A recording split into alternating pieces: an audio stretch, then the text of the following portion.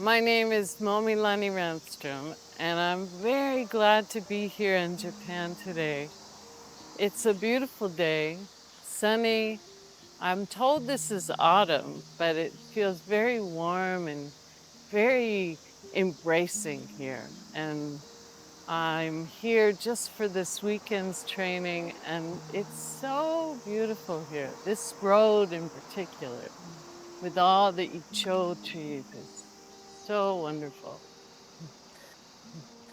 So, Momilani-san, I want to ask you some questions. When we cannot feel our inspiration in our daily life, or when you're working for some creative artwork or just general life, when you feel that I'm lack of inspiration, creativity, joy, what would you do? Do you have that kind of experience sometime? Oh, yeah. This is the perfect example. So here you have all these trees, and they're all reaching out like they're holding hands over the path. And they all have something to say.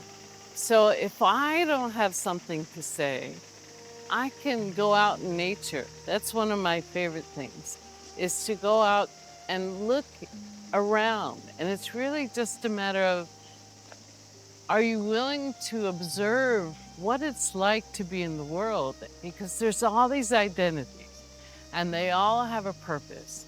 And am I able to say, okay, we're here together and communicate with these identities in the same way that I would communicate with you or a friend, because they want to be friends and they're willing to talk with us.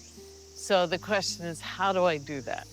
And it's always how I communicate with myself. There's no talking to the greater world unless we can get to the very central part of self-identity through hooponopono, which is that relationship with ourself. And through that, then you open the door and there it is. Everything around you is full of this life and the creative force.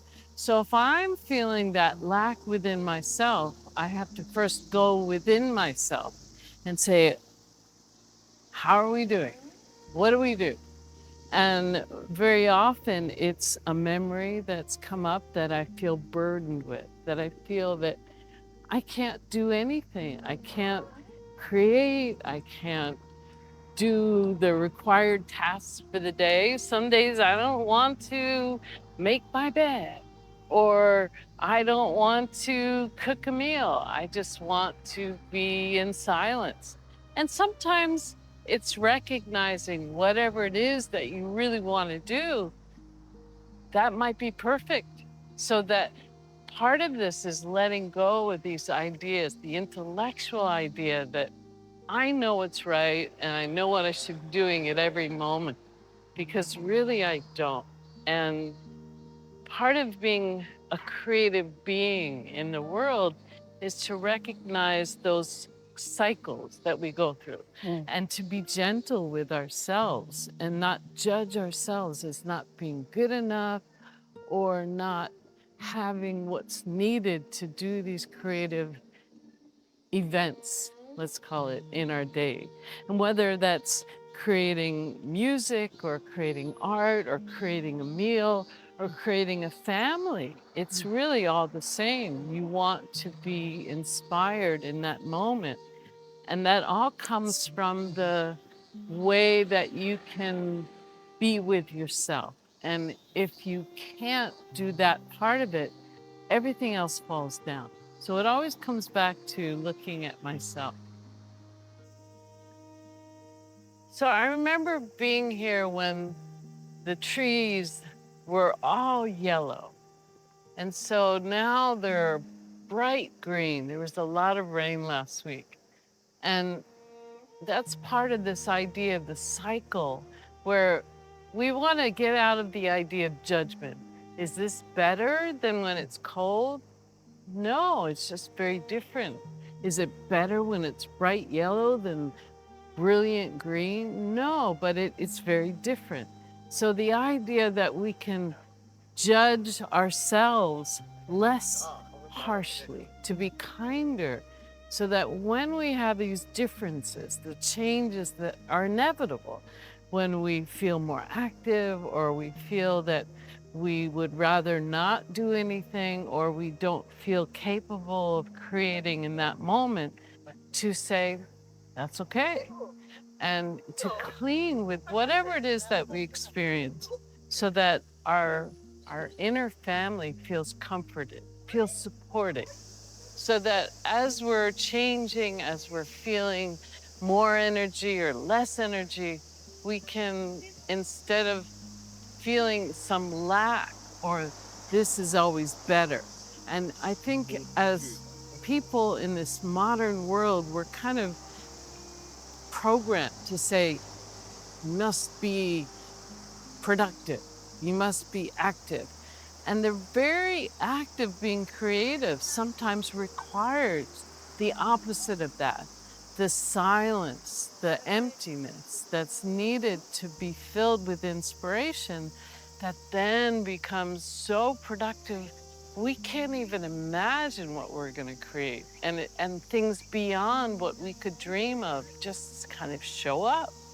But it requires sometimes that trust in ourselves, our own inner connection in divinity. And it's sometimes challenging to recognize that that lack of trust is also arrogance. It's saying, no, I'm not worthy. I'm not ready. I'm not deserving. And these actually are saying to ourselves that we're not divine beings. And we are.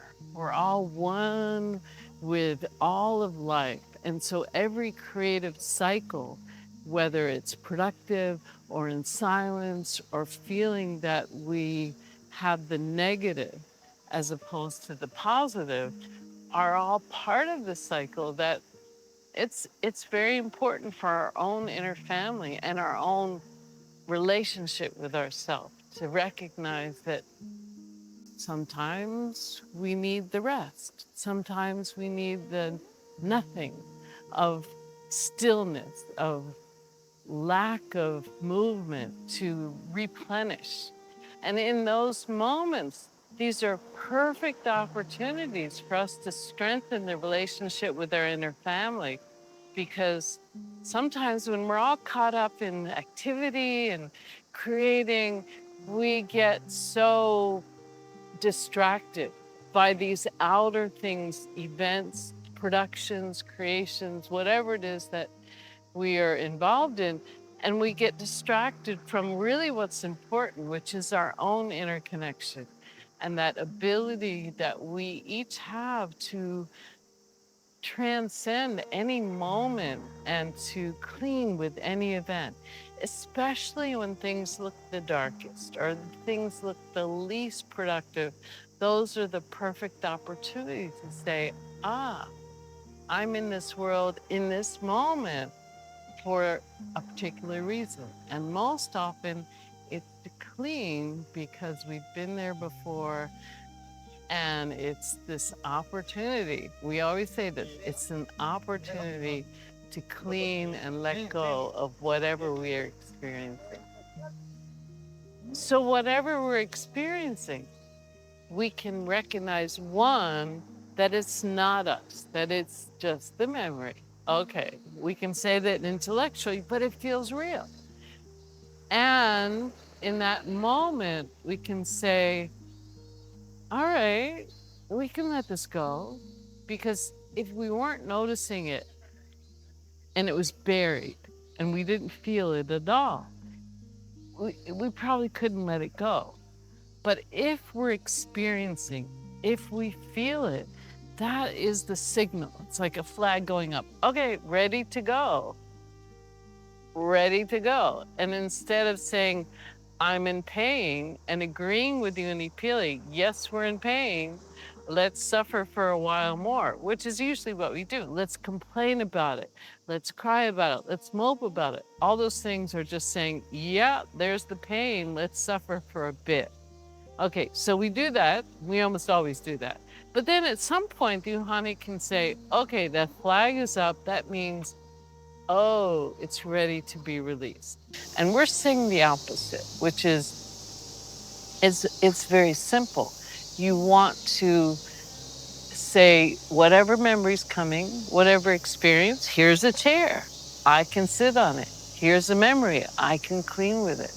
Are we willing to let go of the judgment of ourselves and that fear that it's never going to get any better? Because again, that's arrogant. That's saying, I don't trust divinity. When you say, I don't trust myself, you're saying, I don't trust divinity, because we are all divine beings. We're all part of divinity. We can't escape it. We can pretend that we are separate, but eventually we're going to figure it out.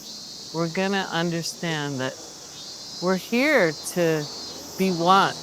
We're not here to suffer. We're not here to make other people pay for their mistakes or pay for ours. We're here simply to be responsible and say, here's this beautiful chair. I'm going to sit here for a while and clean. To learn more about Ho'oponopono, please visit our website. You will find the link in the description below. Peace bye.